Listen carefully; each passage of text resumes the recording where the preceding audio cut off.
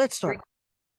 So last time we actually talked about signs of Judgment Day. We're still on the signs of Judgment Day, and we said that the signs of Judgment Day are actually major signs and minor signs. And we talked about the major signs, the minor signs, at least some of the major minor signs, and we talked about some of the things that were that happened. Whether we talked about the Prophet ﷺ, we talked about the part of the signs of Judgment Day, in where many things happening within the society, in where one, we said that the ecological change. We talked about some of the ecological change where there's a volcanic eruption happening in Medina. We said that that happened already.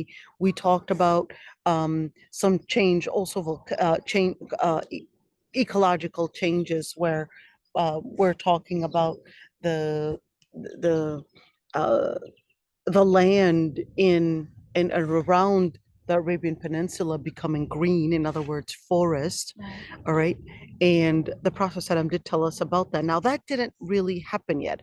I know that there are some footages that were put out there of, greenery, some little, creeks and etc. But that's looking at the hadith. The hadith was actually talking about a more, let's call it, outstanding type of greenery, not just some, some greenery and where, some grass here and there. It was actually talking about major greenery, where it's actually murujan wa anhara.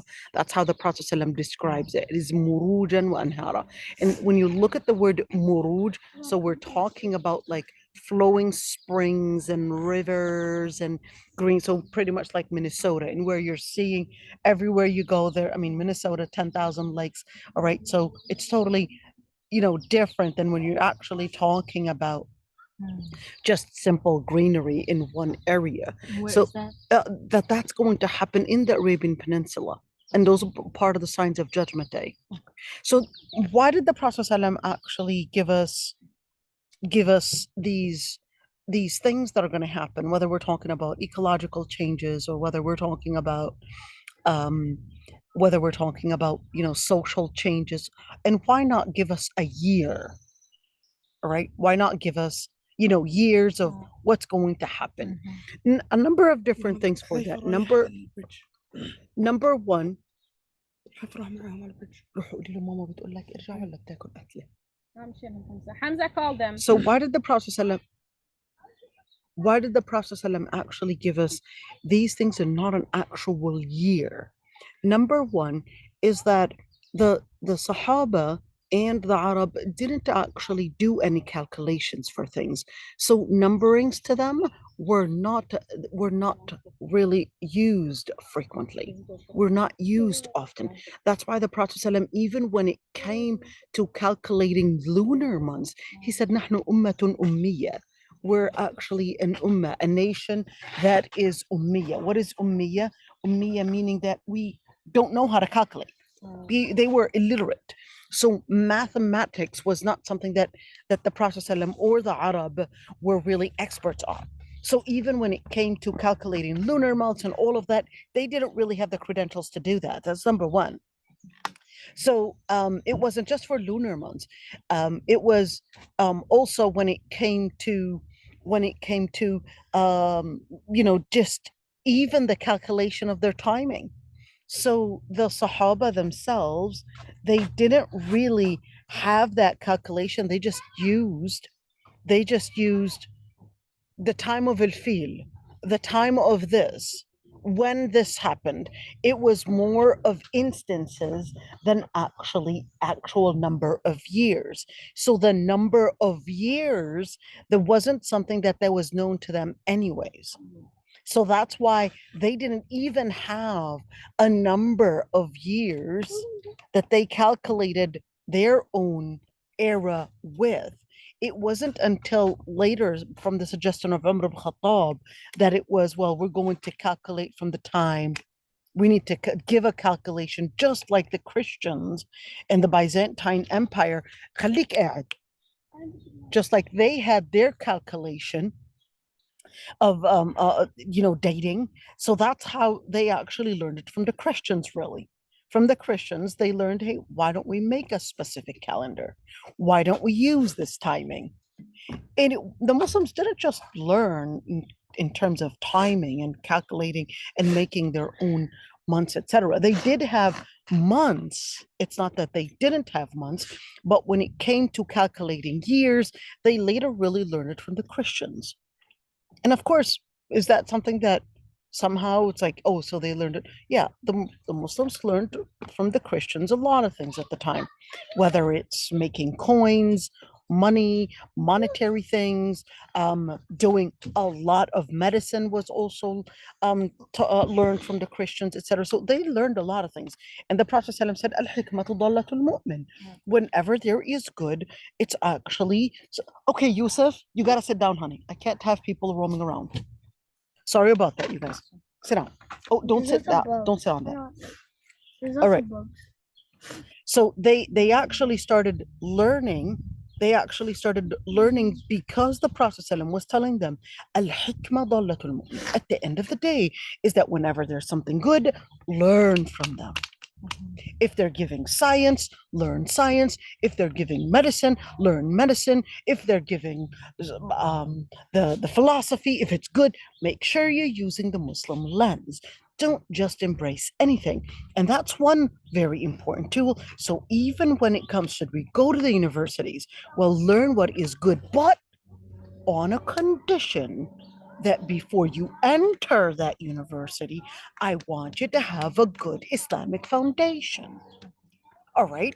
So now that you recognize that many have went into these universities and have gotten lost in the midst of all this fitna, then now you know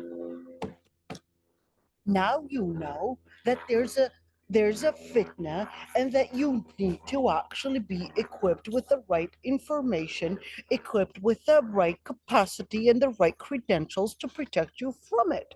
So should we actually have our Muslim students actually attend Islamic universities first and say, this is what I would recommend for you to attend before you actually jump into a non-Islamic university? And going there within all that fitna, this is what I need you to get. Can we do something like that and actually get like a 2-year program or something? Can we? Yes, we definitely can. Sometimes it needs to equip us with the ilm before we enter there. I know it might take some people longer to graduate, but hey, at the end of the day, as Muslims, we're not necessarily concerned about our dunya as much as we're concerned about our akhirah, right? Because our akhirah to us is our main foundation. So this is one idea in where the Prophet ﷺ didn't have a dating, but they were using the different instances. So that's number one. Number two is that the part about instances is to basically let the Muslims look out for these things in order to consider the different changes. Because if we're talking about timing,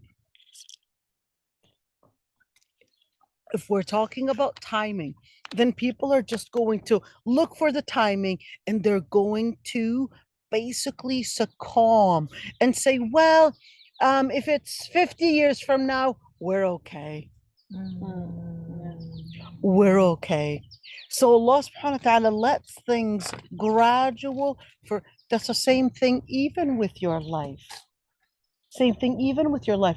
Allah subhanahu wa ta'ala didn't give you an exact date. Everybody's going to live until 75. My uncle just died just half an hour ago. Or was it almost 45 minutes ago? And he's only 47. Your uncle? My uncle. Where? Oh, in HCMC. Today? Today. Just 45 minutes. Right. That's why I was late. My sister was actually talking to me and telling me that he just died. You never expect it. And you know what happened? He just right there, yeah, he was on dialysis from before, but just all of a sudden, drops, and his son didn't know that he had dropped. He just dropped and falls, but it seems like he went into some coma or something, and then it was already 15 minutes late In other words, it was brain damage. It was brain damage. 15 minutes with no air is enough to cause you a brain damage. Yeah. The brain damage, that's it. You become in a vegetation state. Just 15 minutes. 15 minutes. It happened to their grandmother. Yep. 8 minutes. 8 minutes. 8 minutes. Yep. Just a couple minutes. And that's the thing, is that without you recognizing, your life is really seconds, minutes, minutes. Don't lose and don't miss a minute. Don't lose and don't miss a minute and think, oh, it's not bad. No, use every single minute. Use every single second. You're right there waiting in your turn in the clinic or waiting your turn in who knows what. Just make that dhikr. La ilaha illallah, subhanallah, walhamdulillah, wa la ilaha illallah, Allahumma inni as'aluka fi'al al-khairat. Make your dua right there.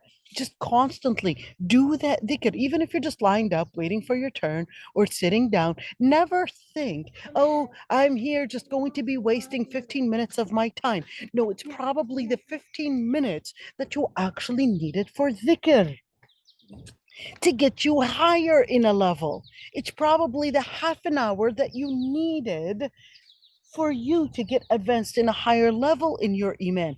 Never think what, especially during the time of everything is based on speed. You've got, oh, I'll be there 5 minutes before, and no, but everything is just on so punctual. Everything is just so punctual.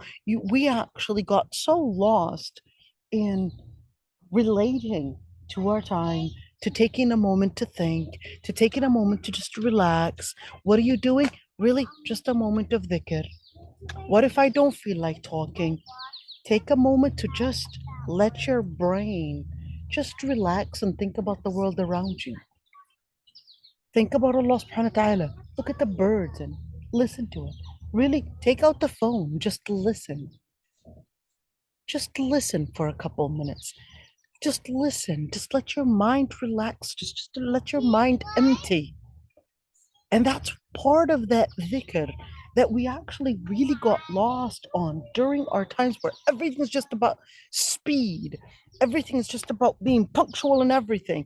We tend to actually lose our recognition of our time.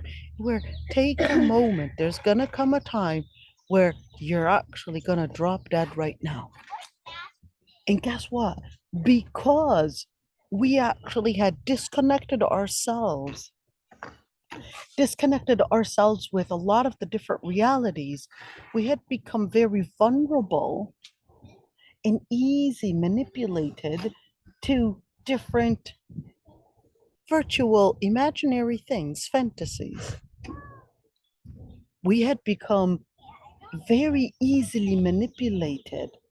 And the more easily manipulated, think of it as, well, you'll easily be manipulated to the signs in the different things that the Prophet ﷺ had already said were going to be signs of Judgment Day.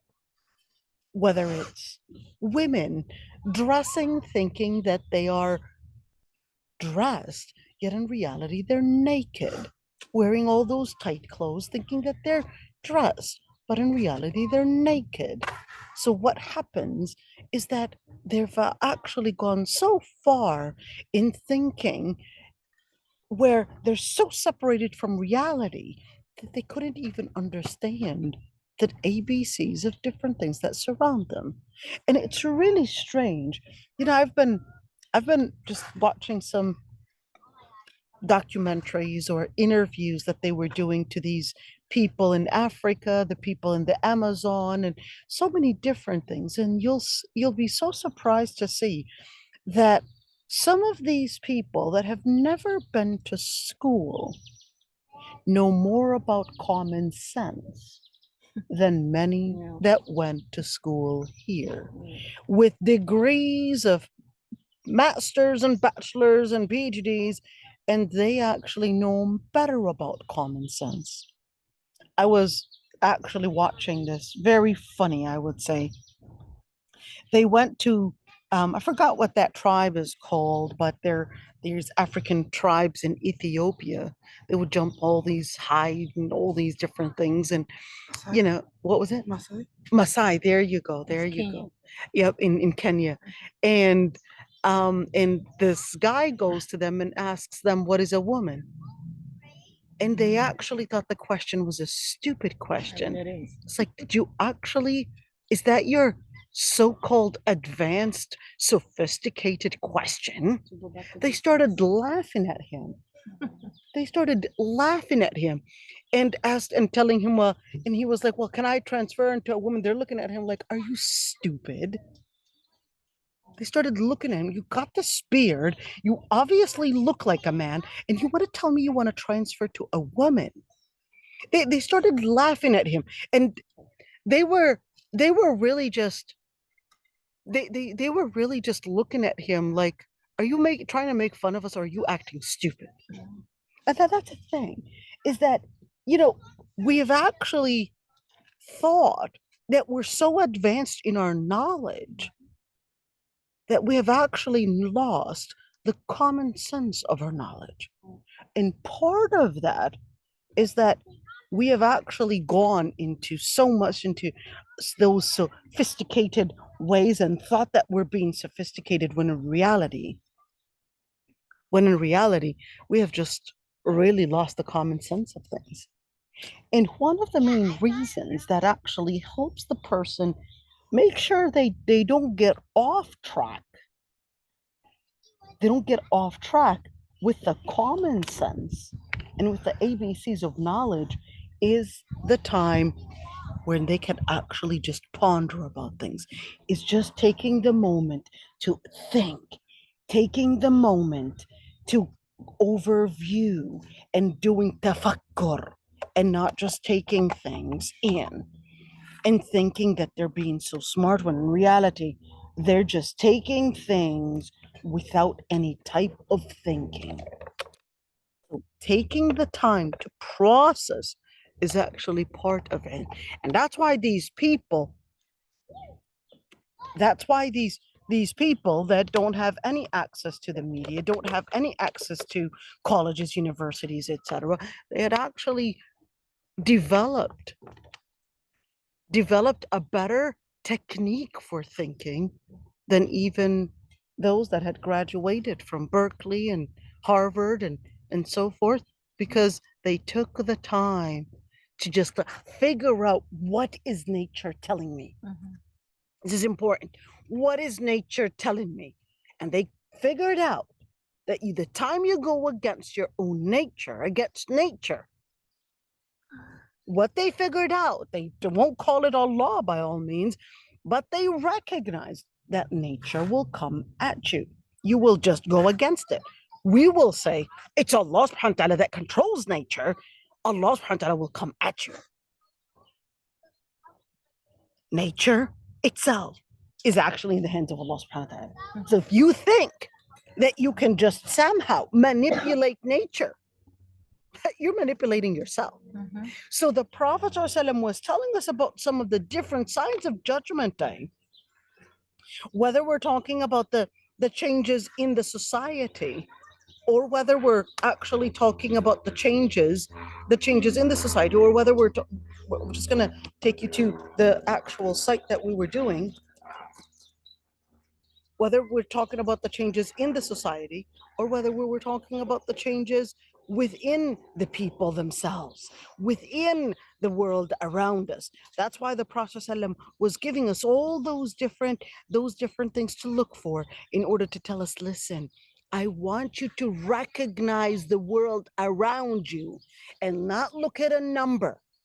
I wanted to recognize the changes in nature, the changes in the society, the changes in the people, the changes in history, the political changes. I want you to see and delve yourself within these things to make the right change, and not necessarily just take it, oh, it's just a number and that's it. No, I want you to recognize what actually makes those differences. So right there, inshallah, I'm just going to get to the page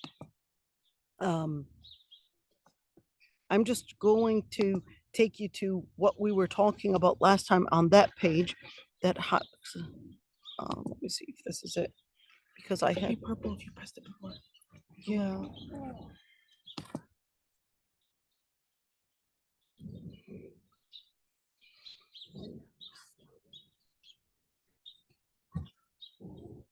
This is it. This is the page. All right. So we talked about some of Daya al-Amana, where trust is lost. We talked about how knowledge is going to be taken out. And we said that knowledge, it's not that people are going to see all and everyone just dying like that. But well, number one is that people will actually take ruwaybida. What is a ruwaybida? The Prophet ﷺ explained who a ruwaybida are, and he said they're people that would talk and become those that would be presented as experts on everything, when in reality they actually lack the expertise to talk. They start talking on everything. They start being presented as if they are the experts because they have a lot of followers, because they've got the money, because they probably right now presented like they have so much power, so much success. And these people become the ones to give the so-called insight. We're seeing that already, right? Absolutely. Absolutely. You're seeing people that don't have the credentials that all of a sudden become those experts. They don't have the credentials at all. And they'll be the ones, yeah, because he's a doctor, probably he'll be presented like he has the right to speak on fatwa too. So you're a doctor. That doesn't mean you're specialized in Islam. Yeah. So you've got a degree in engineering. Does that make you an expert on Islam too? Well, yes, the society will present him that way, but that doesn't necessarily mean that he is. But because in our society, having the degree in engineering or medical studies, that basically means that you had a high GPA, all of a sudden you're actually presented like you know single everything. You've got a high GPA, therefore you're very smart. Therefore, you could talk on Islam and give fatwa too. And people are actually letting ruwaybida be the ones to actually speak on their behalf. So you got a ruwaybida. Those are things that we're seeing. You got a ruwaybida. And number two, you also have something very dangerous. After a ruwaybida, you also had a very dangerous thing. You know what it is? I have a blanket. They could sit on the floor. Yeah, sure. That's okay. There's two seats here. It's okay. It's grass, okay? You'll be fine. No, I have a blanket here. Sit on the blanket. You can grab it if you want. But go sit on here.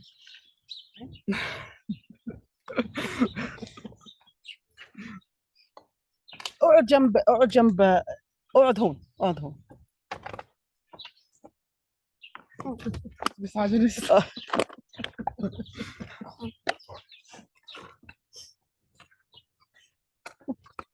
All right. So the other thing that's all right, you girls. That's okay.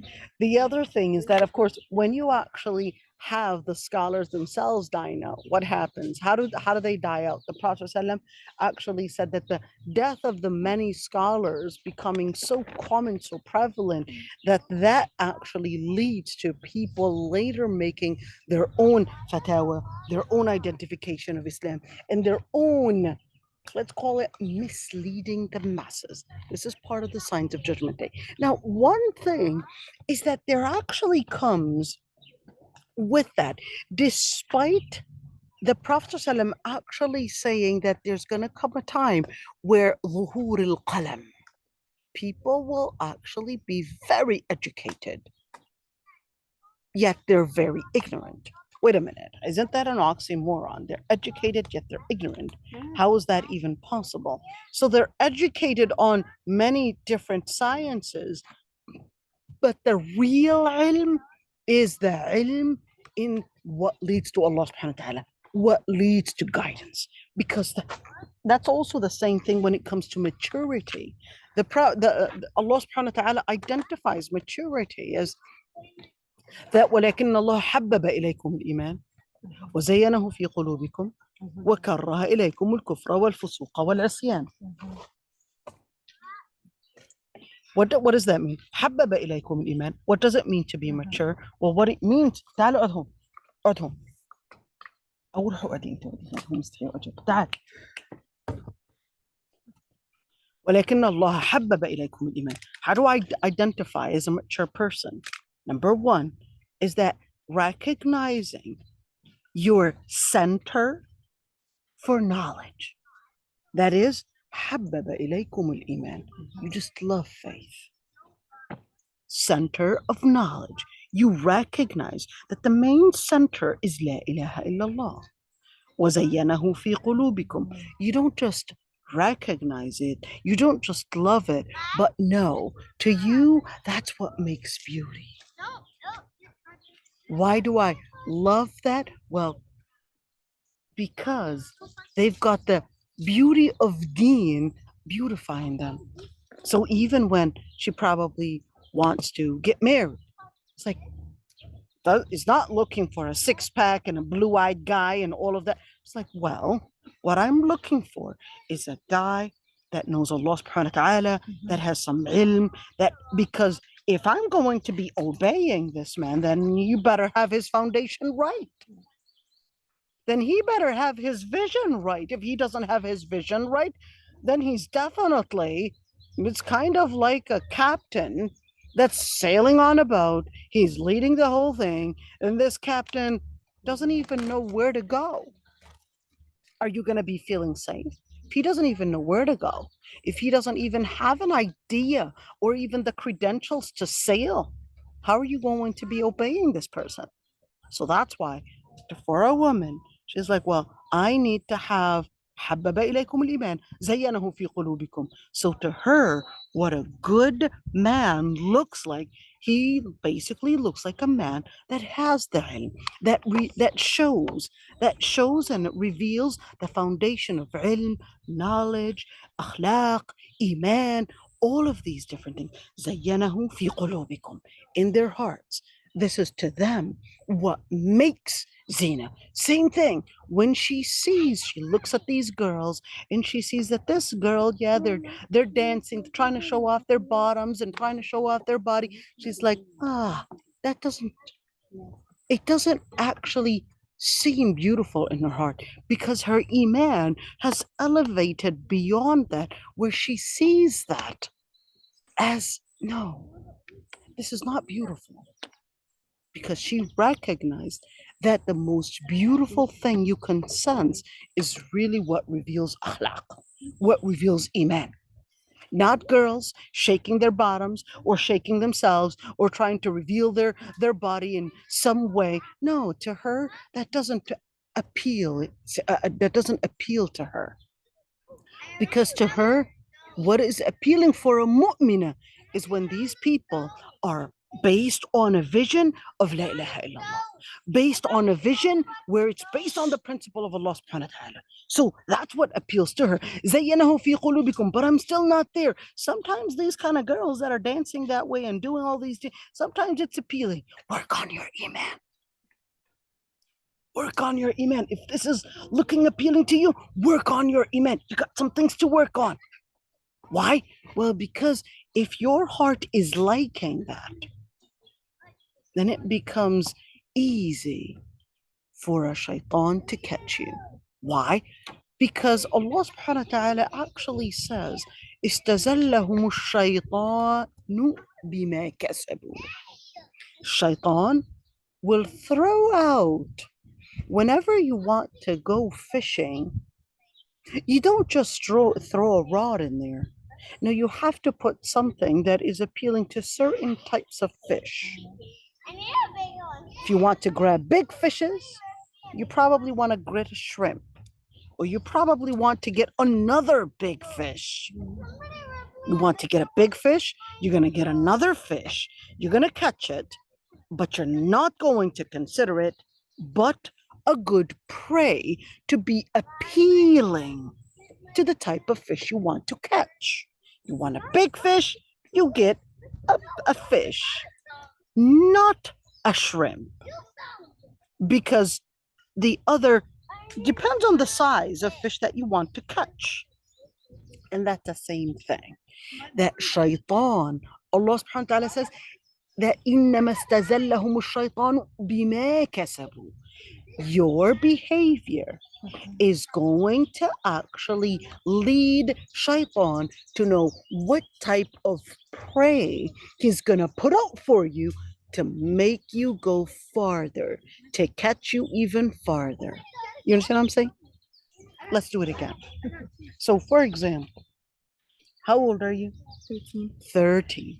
So, a 13-year-old at this age, he knows, let me give her a phone. Let me give her a phone. So he'll tell her, you need a phone. All the girls have a phone but you. You actually need to have your place. Look at you. You're looking like you can't even have a phone. You're looking immature compared to all your peers. You need a phone. You really need one. You know what? Go cry. Go tell your mom how so unfair and how this is abuse and all of that, right? And then she becomes feeling abused, going to depression. Why don't I have a phone? How come all my friends have a phone? And then it's, let's do a tantrum. So Shaitan, once she gets the phone, he's like, aha. Step 2, create an Instagram account. So she creates an Instagram account, and in the beginning, let me see what hijabis look like. Yeah. And then from hijabis, oh, there she gets some girls dancing. That was appealing, but yeah, I scrolled it really fast. The second time I'll spend more than 5 seconds on it. And then more and more of these reels will start to come out. Oh, now it's belly dancing. Now it's who knows? Now it's a song. Now it's this. Now it's girls that are doing mischievous things. And then without her noticing, Shaitan was like, mission is getting accomplished, y'all. Without her recognizing, it's taking her somewhere else. And then Shaitan will say, you know what, our Instagram is getting too boring. Go to TikTok, my friend. I heard it was funner. And then Shaitan will take her to TikTok. And then it becomes a bigger fitna. And you think Shaitan is stupid. Well, he's not stupid. He knows what's out there. So he will use this type of method because he knows that what is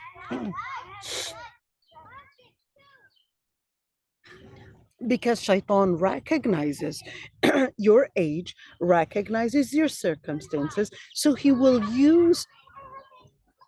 Okay, Jannah, Jinan, you guys, you need to sit over here and listen. Hudayfa, Udhum, and Yusuf, come and sit and listen. We're going to tell you how Shaitan is trying to make you do that. Shaitan was telling you, class is boring. Go find something else to do. Dig in the ground instead of looking in the sky. That's what Shaitan was doing, right? You heard Shaitan saying that? Yeah, She we heard did. it. And We heard. followed You him, heard him right? say that? No. You didn't hear Shaitan telling you that the class was boring? Go find something funner? No, I heard that. Oh, you heard it? There you go. He heard it. All right. So Shaitan will actually use the data that is. استزلهم الشيطان بما كسبوا. It was one little thing. It was one little thing that you actually had, which is, well, I looked into, for example, this little video. This short video was just 10 seconds. But then this 10-second video basically bima kasabu. This actually made you become an easy target for Shaitan for longer reels. Are you guys with me here? For longer reels. It was a 10-second appealing video that took you and made you become an easy target for a 20-second. A 20-second video will make you an easy target for a 40-second video. Shaitan will actually put things for you. I know that all these different things on, on internet, and they don't necessarily, it's not like Shaitan is there sitting in Salt Lake City and doing his job and putting all these different things. He's doing his job there in a different way. But at the end of the day is that, yes, it works in logarithms, but that's actually the same way. And where Shaitan will actually use these appealing things to get to you. استزلهم الشيطان بما كسبوا. What is استزلهم? It's just one trip, one slip, and he'll drag you. Come closer, my dear. Come closer. Come closer. And without you recognizing, you slipped in it. And then that took you off the path. Now, going back to the part about maturity, where Allah subhanahu wa ta'ala says, حَبَّبَ إِلَيْكُمُ الْإِيمَانَ وَزَيَّنَهُ فِي قُلُوبِكُم. Not until your heart is just focused on Allah subhanahu wa ta'ala that you will actually start feeling that the only beautiful thing you will find is La ilaha illallah. You will see all these girls. It's like, why do they do that? You don't like it. And then you start getting away and away. Guess what happens? I'll tell you guys one little secret. The farther you are from Shaitan, the less friends you'll have. This is supposed to be good news or bad news. It's both. It's not going to be very flowery, but guess what? I promise you, it's gonna be very beautiful. It's like this.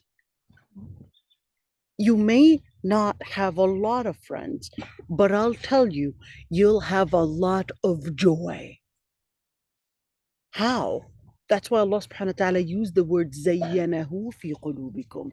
What is zayyanahu? Zayyanahu, it becomes a zina, it becomes a beautiful thing. It becomes something on the inside. You'll have a lot of joy. What is zina? Zina is beautification. It's like, yeah, she's putting on her makeup. She's putting on all that beautification. She's so happy. She looks so beautiful, etc. But guess what?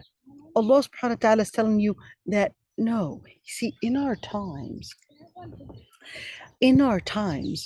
most people think that to get the satisfaction and the joy on the inside is by making herself look appealing on the outside. But Allah subhanahu wa ta'ala is telling you, no, it's actually the opposite way. You find joy on the inside, and that will actually reflect on the outside. So what does that mean? If your heart is finding zayyanahu fi qulubikum, if your heart is finding al-iman, is finding the beauty of iman, is if your heart and your body and your mind are all finding stability, you're going to start seeing the nur on the outside.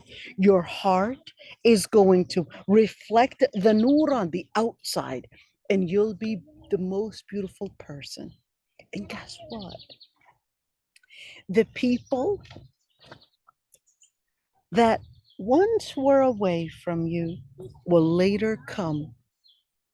And when they know you're the person to trust, they'll recognize she's not the fake friend. They'll recognize that she's the person that has the wisdom. They'll recognize that she's the person that's mature to help me and guide me, that she's the person that's confident. I can depend on her confidence. And then you'll get more people coming to you. In the beginning, you'll be tested. They'll start making fun of your hijab. They'll start making fun of your iman. Why? Because that's the method that they'll use to see how serious you are. So they'll test you. Shaitan will provoke them. Test her. Make fun of her. Shaitan will actually use that method to convince those that are already on the right path that, listen, you're actually better. So they'll use this condescending method. This condescending method is a way to manipulate both. This is the most method that is used. What is the condescending method? The condescending method is a method where I will pretend,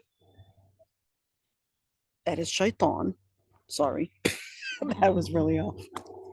All right, that shaitan will actually pretend, make you feel that you are so proud of the wrong behavior. So he'll give the person that arrogance.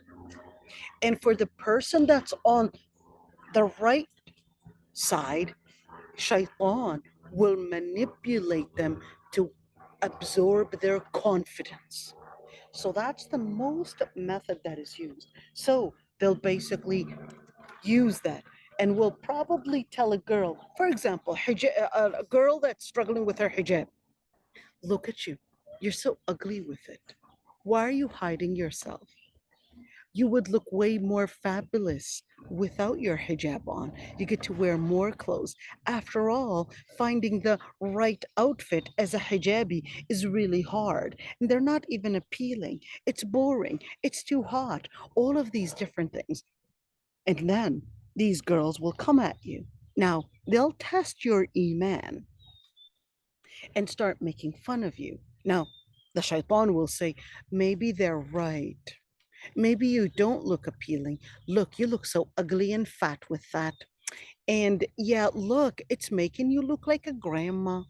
Look, it's starting to make you look so weird. Look, why don't you look so weird without that nose piercing? Look, your nose is sticking out.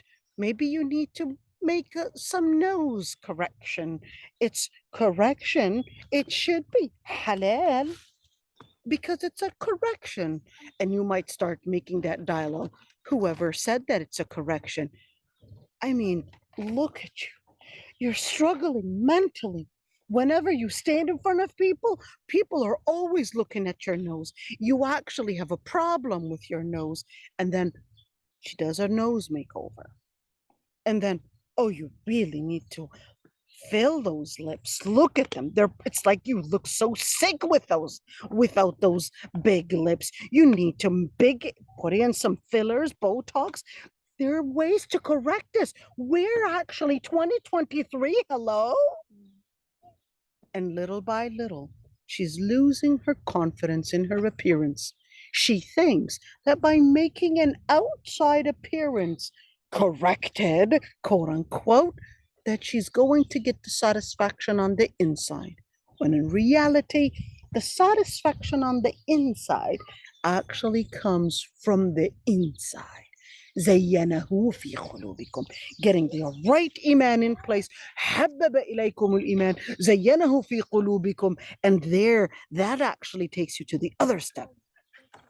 كره إليكم الكفر والفسوق والعصيان أولئك هم الراشدون. That the real mature people are the people that whenever they see kufr, they're like, don't like it, not appealing to me. She had graduated with those steps, graduated from the time where she loved Iman, and then she saw it that that's the most appealing thing to her. Now, to her, كره إليكم الكفر والفسوق والعصيان.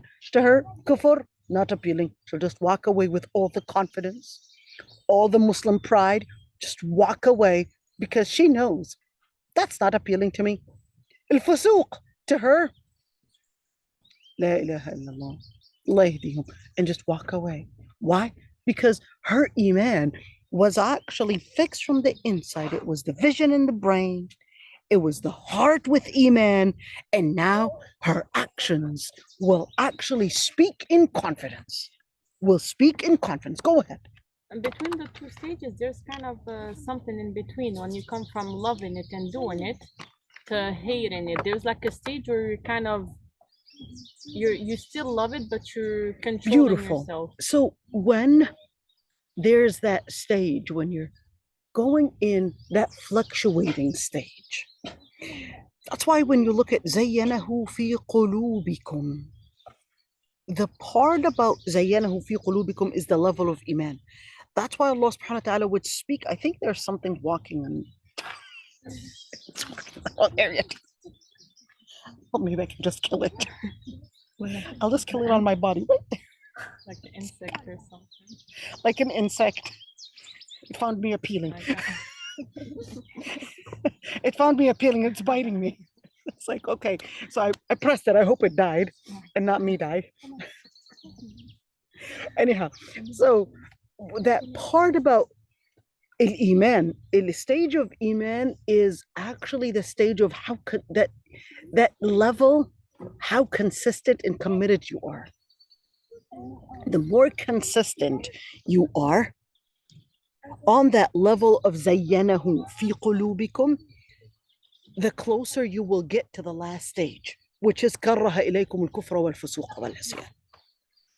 It may take time, it may take effort, but how do I actually get there? So that's why the Prophet ﷺ in علامات الساعة, he was actually talking about some of the things. It's really important to, see the correlation between lacking knowledge in Islam and the prevalence of knowledge in the other sciences. And this is really interesting. People, yes, they'll do a great job in expanding their other knowledge, maybe in science, maybe in math, maybe in literature, all of that. They'll do a great job in expanding that. But then it becomes at the expense of learning their deen. And when it becomes at the expense of learning their deen, that's when the Prophet ﷺ actually said, قَبْضِ الْعِلْمِ وَالْعُلَمَاء.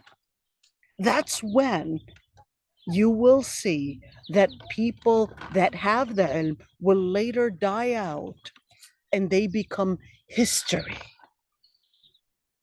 They would become history.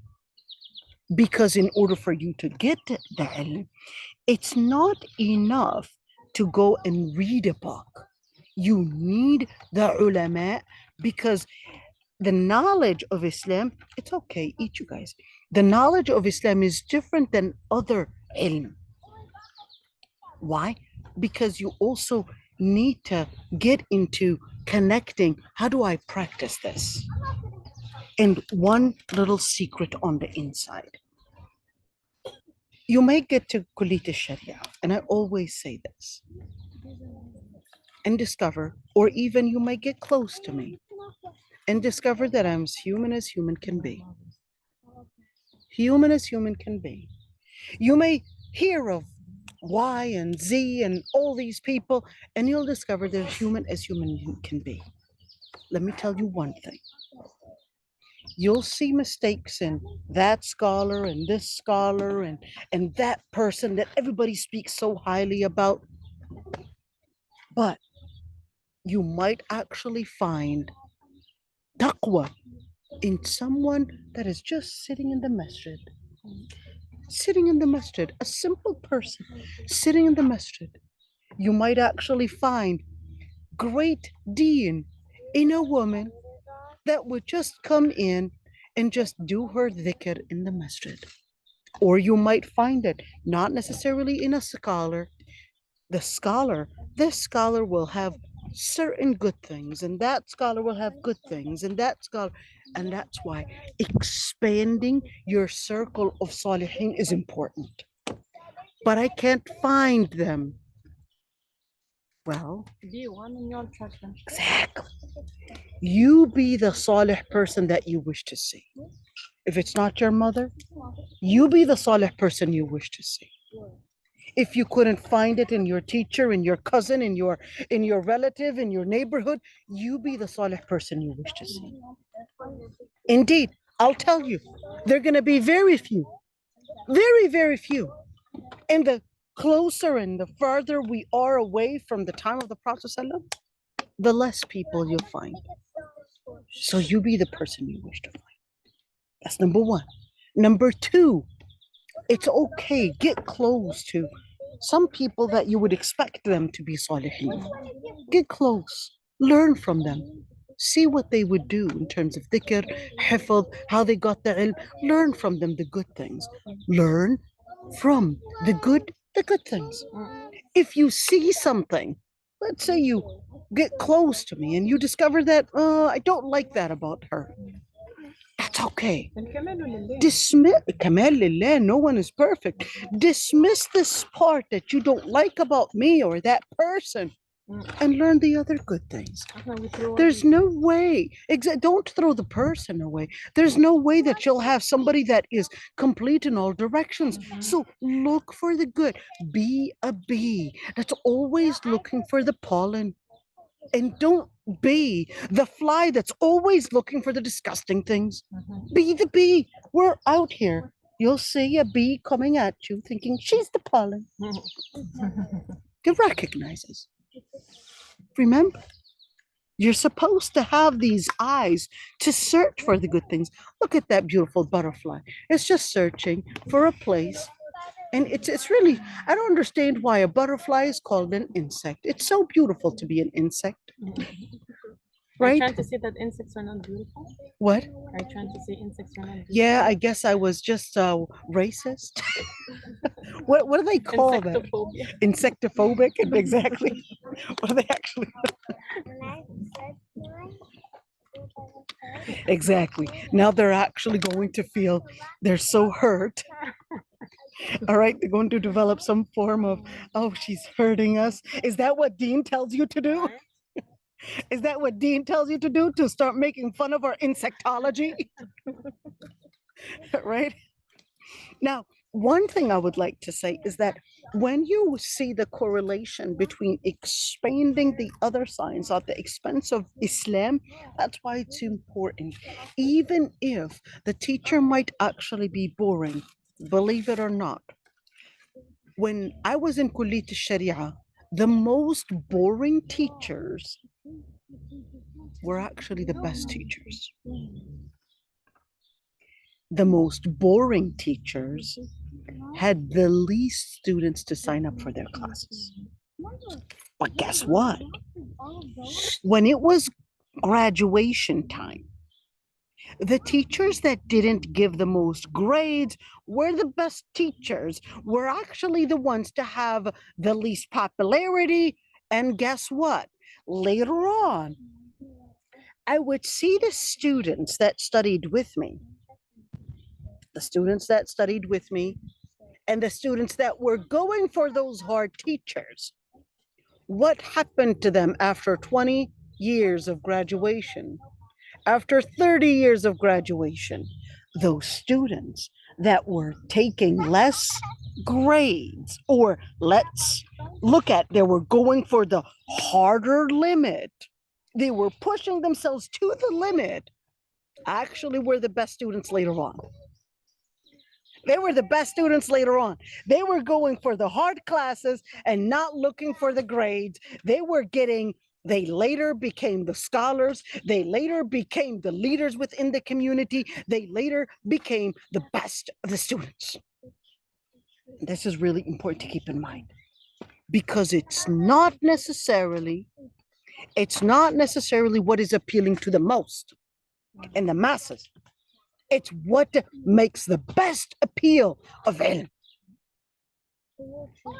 Now, you want to ask yourself, 20 years from now, am I just looking for the grade, or am I looking to be a leader? What do you want? You want to be a leader? Of course. You want to be a leader? You want to be a leader? No? Okay, makes sense. Yeah. She's young. She's young. You know what a leader is? What is a leader? A leader is a strong person that leads others to the right thing. You want to be a leader now? No, not yet. It wasn't appealing. Oh, that sounded too boring. Yeah, she's 5. 5? Yeah. 5 years old. She's Yeah. the youngest one? No. Yeah, one is 2. One less 2. All right. So when people lose their ilm, what do they become? An easy target for one, zina, two, riba, three. There's a really weird thing which is ma'azif. Mm, What is ma'azif? Ma'azif is supposed to be music, but there is a hadith in Sahih al-Bukhari in where the Prophet ﷺ actually talks about how music is going to be very appealing, but then he talks about that there's going to come a time or judgment day will not come until people يستحلون الحرى والحرير والقينات والمعازف. يستحلون until there would come a time where people would regard al-hira, which is a metaphor to speak about zina, wal-harir, type of clothing, which is silk, wal-qainat, women singers, female singers, wal-ma'azif, and musical instruments. It will be something that people will find appealing. In fact, something that people will regard as halal. Now, what is actually in this hadith is really taking us into one, there's going to come a time where, yes, you will find fatwa that will say it's halal. Two, you will come and see people actually using this lifestyle and still regarding it as, oh, it's basically good for my mental health. It becomes a new branding. There becomes this new branding that people will use in order to say and call it good. When you say yastahillun, yes, it's a religious terminology to mean that they will regard it as halal, but it's also to say they will make new brandings, new definitions for things, and they will use new ways to market wronghood, that it's good for my mental health.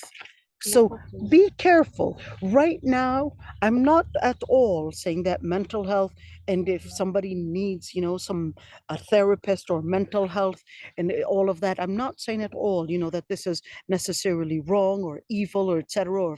But I'm saying that many will actually use this mental health, and even many therapists, I'll say it out loud, all right, many therapists will, because of the liberal system that they had been educated in, they will use a lot of haram things to say that it's good for your mental health. Ventilate and say wronghood. It's good for your mental health.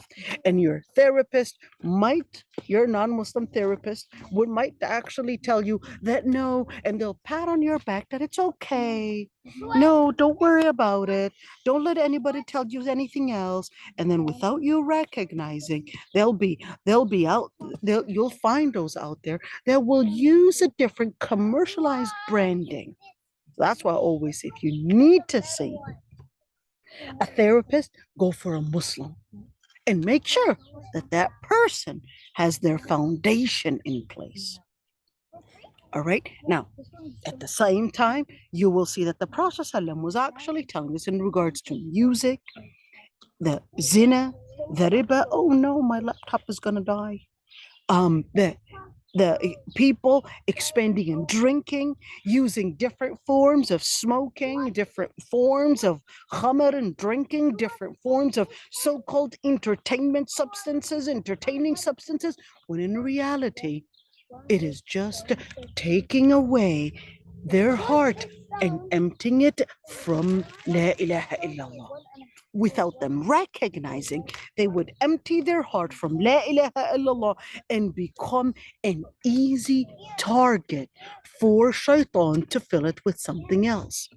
If you had a sponge and the sponge, you wanted to put soap on it, when you first carry the sponge, what would you do?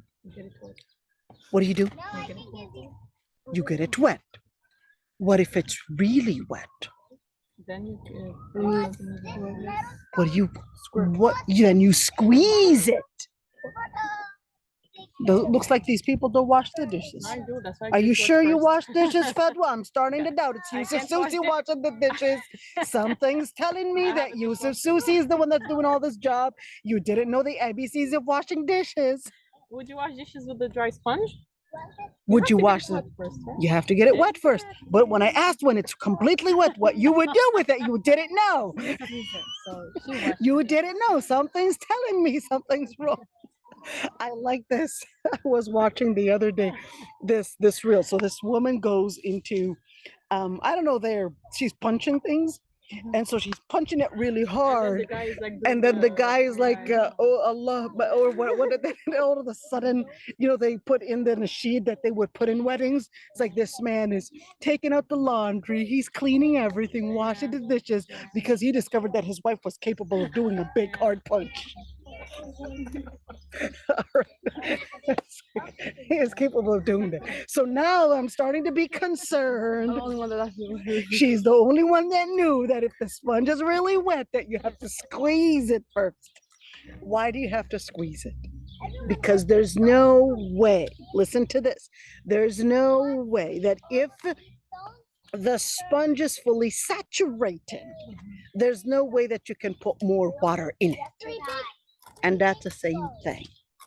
If you're actually saturated with ilm, you won't be an easy target for indoctrination. But if you are empty and you're basically dry, you have nothing filling in this compartment right there, you're going to be an easy target for all the indoctrination that's out there. You see what I'm saying? So that's why when you look at the part about qabdul ilm, in where people are emptied of ilm, the ilm of la ilaha illallah, but they're actually filled with other sciences. You ask them about math, high GPA, they'll do it right on the spot. You ask them about science, they know it. I'm not saying that that's bad. We need people to actually have the ilm of science and the ilm of medicine and the ilm of chemistry. Be that. But we also need those that have ilm al-akhirah. The ilm of akhirah, because without ilm al-akhirah, they'll be an easy target for what? For all the different types of delusions, all the different types that will actually get them out of La ilaha illallah. They'll be an easy target for drinking, an easy target for smoking, an easy target for music, an easy target for just seeking money and thinking that riba or interest is a way of investment, and later become an easy target for zina, because after all, she was trying to become appealing. So she was trying to become appealing, and she thought that by getting guys commenting or guys telling her that how beautiful and how attractive she is, that's going to give her more and more satisfaction about herself, when in reality, satisfaction is confidence. Confidence only starts from within. If you think that by getting more compliments from the outside to compliment on your appearance, that's how you get your confidence, you're actually playing the game wrong. It's a delusion. It's a delusion. If you're trying to make a makeover and all that stuff by let me put makeup, probably just always looking at the numbers of my body. I'm not saying don't be on the healthy, but if you think that it's all about the appearance, and this is more in girls than boys, by the way, because girls are more keen about their appearance, and it's really sad to say. Sorry, ladies. I know this is going to be not fun to hear, it's a reality. but I really see smart girls lacking confidence all the time. She's smart, but then she lacks confidence in herself, and then she ends up making stupidest, and I mean the stupidest mistakes.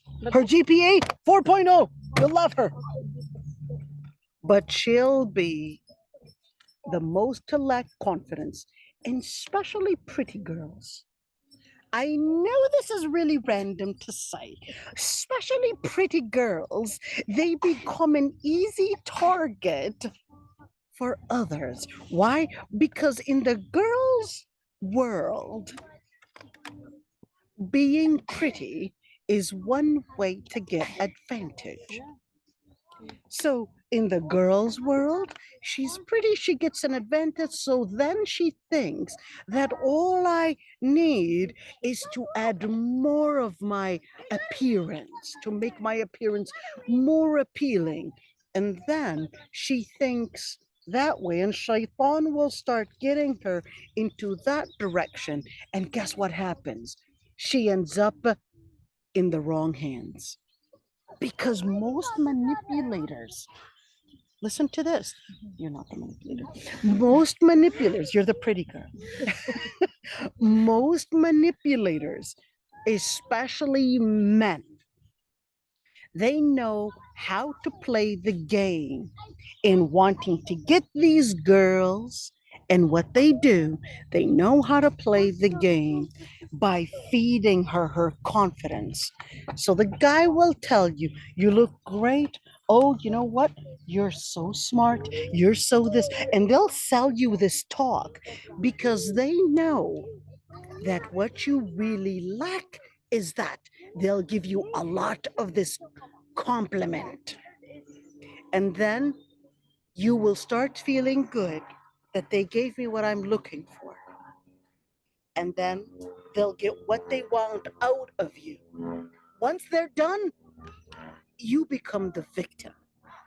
Because once they're done with you, you're thrown.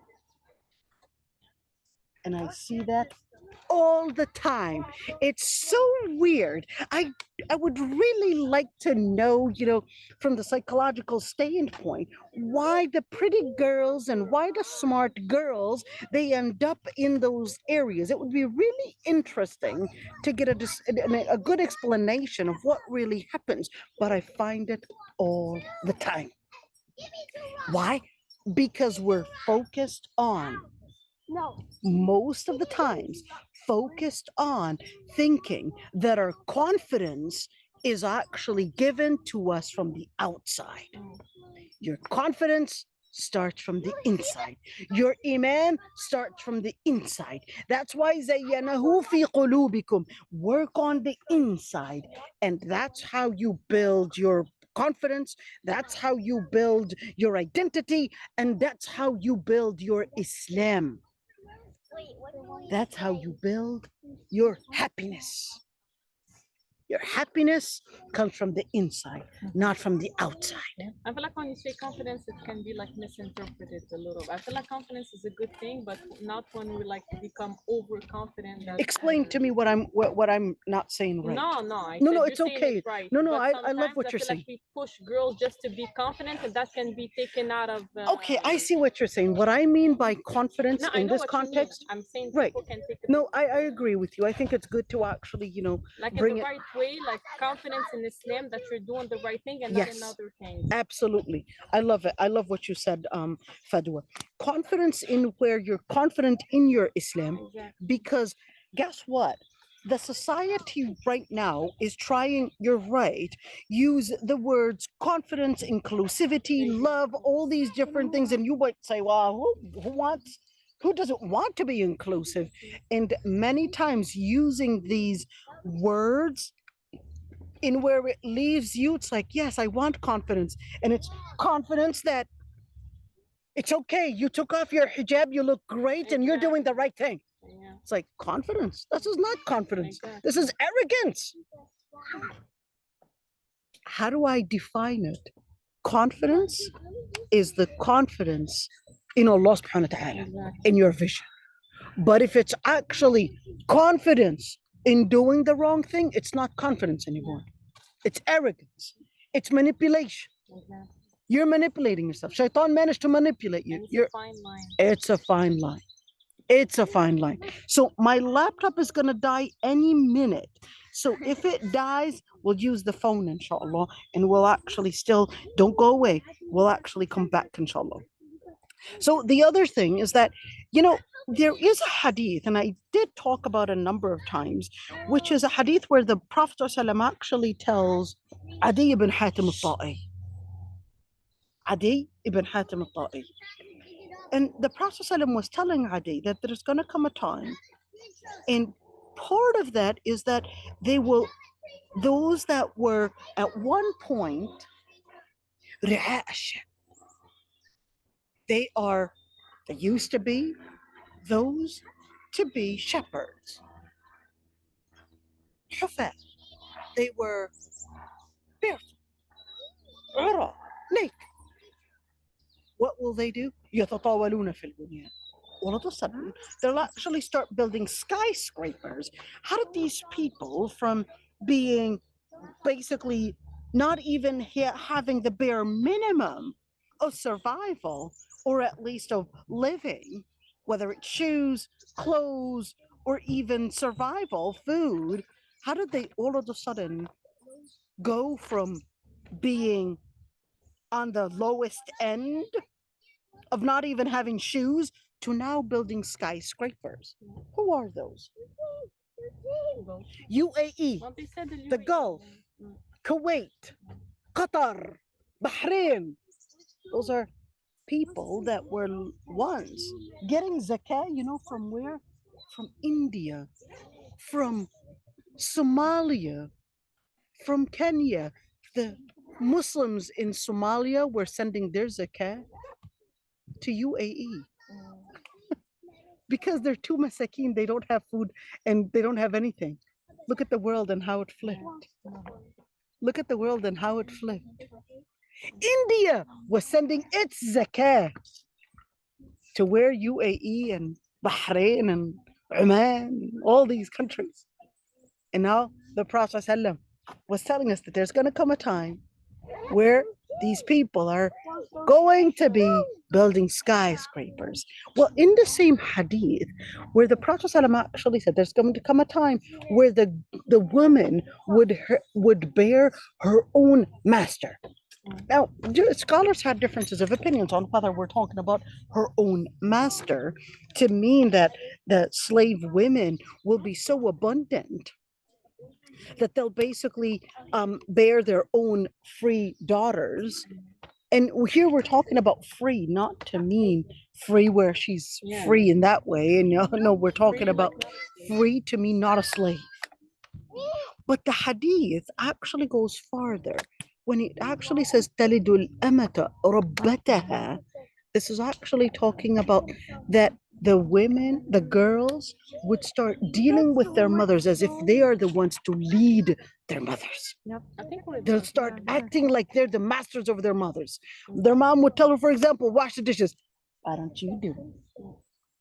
You know what? Who are you to tell me what? Who are you to tell me? I don't do that. I know you don't do that. No. I mean, if you do that, we're not gonna see you anytime soon. You're gonna disappear really fast. No, I'm not. That's I know. real, You. though. I know. That's not happening. It's a real thing. Yeah. Or, for example, the mother, clean up your room. It's your house. It's your house. Ah. There you go. It's like, what?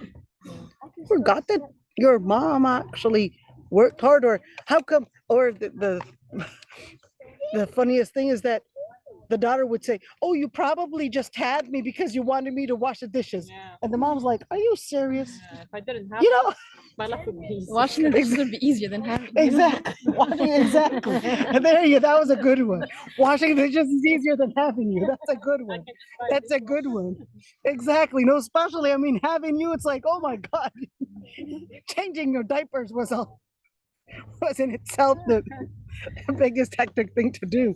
Or maybe one. let's not talk about child delivery. It's just like walk in the park, right? Yeah. Yeah, not bad. Yeah. Just like washing 2 cups. Yeah, just washing 2 cups. Nothing wrong. Right?